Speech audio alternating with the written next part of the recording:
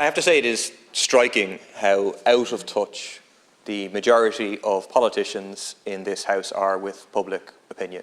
On the central issue of animal cruelty, it's clear that the point has just been made by Deputy Whitmore. It's not just the government, Fianna Fáil, Fine Gael and shamefully the Greens, but also Sinn Féin and the Labour Party, which support handing over significant public money to the horse and greyhound racing industry. Since we dealt with this last year, and this is obviously an annual event, we've seen the appalling spectacle of prominent racehorse trainer Gordon Elliott posing for a photo, sitting on top of the dead body of a horse. Another glimpse of the casual cruelty behind the airbrushed image of the horse racing industry. Once again, we're going to see huge money, 17.6 million for 2022, being given to the greyhound industry.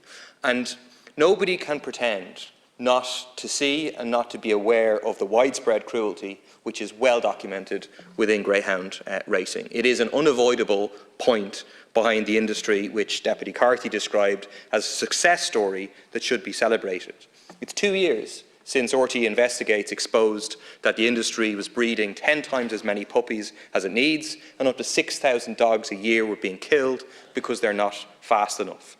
We know that greyhounds are exported to places with few, if any, animal welfare standards, and there are horrific stories of dogs being mistreated, boiled alive in many cases. There's a very deep cruelty involved in all of this.